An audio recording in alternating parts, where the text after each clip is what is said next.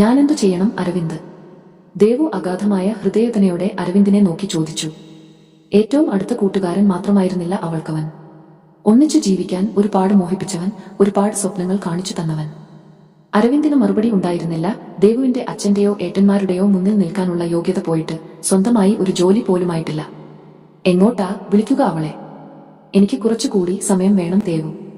നിനക്ക് അറിയാമല്ലോ, കോഴ്സ് തീർന്നിട്ടേയുള്ളൂ. ഒരു ജോലി വേണം. അതിനൊക്കെ ഇനി വർഷങ്ങൾ എടുക്കും. അതുവരെ എനിക്ക് കാത്തിരിക്കാൻ സമ്മതമാണ്. പക്ഷേ അച്ഛൻ സമ്മതിക്കില്ല. ഒന്ന് വന്ന് സംസാരിക്കുമോ അച്ഛനോട്? അവൻ ഇല്ല എന്ന് തലയാട്ടി. വന്നാൽ നിന്റെ അച്ഛന്റെ ചോദ്യങ്ങൾക്കുള്ള മറുപടി എന്റെ കയ്യിലില്ല. ഒളിച്ചോടിപ്പോയി കല്യാണം കഴിക്കുക, നിന്റെ വീട്ടിൽ വന്ന് വിളിച്ചിറക്കി പോരുക, അതിനൊന്നും ഞാനില്ല. കാരണം ഞാൻ പ്രാക്ടിക്കൽ ആണ്. നമ്മൾ സ്നേഹിച്ചു എന്നല്ലേയുള്ളൂ. ഞാൻ നിന്നെ യൂസ് ചെയ്തിട്ടൊന്നുമില്ലല്ലോ. ഞാൻ എന്നും നിന്റെ നല്ല സുഹൃത്തായിരിക്കും. നീ അച്ഛൻ പറയുന്ന ആളെ കല്യാണം കഴിക്കേ. എന്റെ കാര്യമൊന്നും പറയാൻ നിൽക്കണ്ട, എനിക്ക് താല്പര്യമില്ല.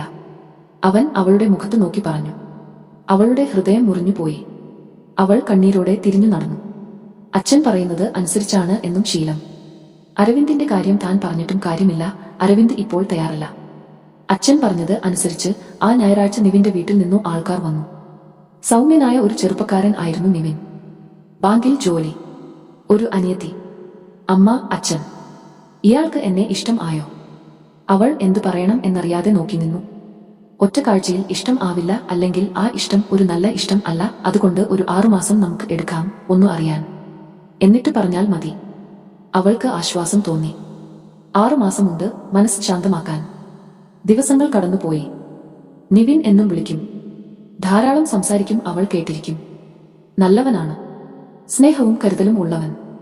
ഒരു ദിവസം അവൾ അരവിന്ദിനെ കുറിച്ച് പറഞ്ഞു. എല്ലാം കേട്ട് അവൻ ഫോൺ വെച്ചു. പിന്നെ വിളിച്ചില്ല. ഒരു പക്ഷേ തന്നെ ഒഴിവാക്കിയിട്ടുണ്ടാകും. അവൾ ഓർത്തു. അങ്ങോട്ട് വിളിക്കാൻ അവൾക്ക് തോന്നിയില്ല. എന്തോ വല്ലാത്ത ഒരു സങ്കടം അവളെ പൊതിഞ്ഞു. നിവിനെ അവൾ ഇഷ്ടപ്പെട്ടു തുടങ്ങിയിരുന്നു. പിന്നെ വിചാരിച്ചു, വിധിയാണ്. സ്നേഹിക്കുന്നവർ തന്നെ വിട്ടുപോകും. അത് തന്റെ വിധിയാണ്. ഒരു ദിവസം കല്യാണം ആലോചിച്ചു വന്ന ആൾ വന്നു. അവർ ഇതിൽ നിന്ന് ഒഴിയുകയാണ് എന്ന് പറഞ്ഞു. കാരണം ചോദിച്ചപ്പോ ഒന്നും പറഞ്ഞില്ല. അവർക്ക് താല്പര്യമില്ല, അത്രേ തന്നെ എന്ന് മാത്രം പറഞ്ഞു. വീണ്ടും ഹൃദയത്തിലൂടെ ആഴത്തിൽ ഒരു കത്തിമുന പാഞ്ഞു കയറിയ പോലെ അവൾക്ക് വേദനിച്ചു. പിന്നെ അതും മറക്കാൻ ശ്രമിച്ചു. പക്ഷേ നിവിനെ മറക്കാൻ എളുപ്പമായിരുന്നില്ല. അവൾ കരഞ്ഞു. ദിനരാത്രങ്ങൾ അവൾ അവനെ മാത്രം ഓർത്തു. ഒരു ദിവസം അമ്മയെയും കൊണ്ട് ഹോസ്പിറ്റലിൽ പോയതായിരുന്നു അവൾ. നല്ല പരിചയമുള്ള ഒരു മുഖം. ഇടനാഴിയിലൂടെ നടന്നു പോകുന്ന ഒരു പെൺകുട്ടി, നിവിന്റെ അനിയത്തി. അവൾ ഓടിച്ചെന്നു ആ കൈ പിടിച്ചു. എന്നെ ഓർമ്മയുണ്ടോ? അവൾ തലയാട്ടി. എന്താ ഇവിടെ? ഒന്നുമില്ല. എന്തോ മറയ്ക്കാൻ ശ്രമിക്കുന്ന പോലെ അവൾ വീണ്ടും ചോദിച്ചു. ഏട്ടൻ ഇവിടെ അഡ്മിറ്റ് ആണ്. റൂം നമ്പർ 14ന്റെ വാതിൽ തുറന്നു ദേവു ചെല്ലുമ്പോൾ നിവിൻ ഒരു വിളർച്ചയോടെ നോക്കി. അനിയത്തി ഒരു നിമിഷം രണ്ടുപേരെയും നോക്കി നിന്നിട്ട് പോയി. ഇത്രയും അന്യായിരുന്നു ഞാൻ എന്ന് എനിക്ക് മനസ്സിലായില്ല നിവിൻ. ഞാൻ കരുതി എന്റെ പാസ്റ്റ് അറിഞ്ഞിട്ട് വിട്ടിട്ട് പോയതാണെന്ന്. ഞാൻ ക്ഷമിച്ചേനെ. ഇതിപ്പോ. അവൾ പെട്ടെന്ന് തിരിച്ചു നടക്കാൻ ശ്രമിച്ചു. ആ കൈയിൽ ഒരു പിടുത്തം വീണു. അന്ന് ഫോൺ വെച്ചിട്ട് റോഡ് ക്രോസ് ചെയ്യുമ്പോൾ ഒരു ലോറി. അതേ ഓർമ്മ ഉള്ളൂ. പിന്നെ ഹോസ്പിറ്റലിൽ ആണ്. ഒരു കാൽ മുറിച്ചു കളയേണ്ടി വന്നു. ആദ്യത്തെ 2 ആഴ്ച ശരിക്കും ബോധം പോലുമില്ലായിരുന്നു. പിന്നെ ബോധം വന്നപ്പോ അറിഞ്ഞു. ഒരു കാൽ. പിന്നെ ഒരു മരവിപ്പ് തന്നെ. എന്തിനു വെറുതെ ഞാൻ ഇതിലേക്ക്? അതാണ് അങ്ങനെ വീട്ടിൽ വന്നു പറഞ്ഞത്. സ്നേഹം ഇല്ലാഞ്ഞിട്ടല്ല ദേവു, സ്നേഹം കൂടിപ്പോയി, അതുകൊണ്ടാണ്. എനിക്ക് തന്നെ ജീവനാണ് ദേവു.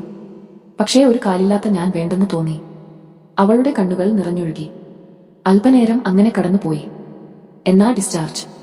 നാളെ. നിവിൻ, എന്നെ കല്യാണം കഴിക്കാമോ? പെട്ടെന്നായിരുന്നു ആ ചോദ്യം. അവൻ നടുക്കത്തോടെ അവളെ നോക്കി. ഞാൻ ഇപ്പോ നിവിനെ സ്നേഹിക്കുന്നുണ്ട് നിവിൻ. നിവിൻ വിളിക്കാതെയായപ്പോൾ ഞാൻ ഇപ്പോ കാണുന്നവരെ ഞാൻ എത്ര ഉരുകിപ്പോയെന്നോ. എന്നെ കൂടെ കൂട്ടാമോ? നിവിൻ ആ കൈയിൽ മുറുകെ പിടിക്കുക മാത്രം ചെയ്തു. എന്തു പറയണമെന്ന് അവനയില്ലായിരുന്നു. കുറച്ചു നാളുകൾ കഴിയട്ടെ ദേവു എന്ന് മാത്രം പറഞ്ഞു.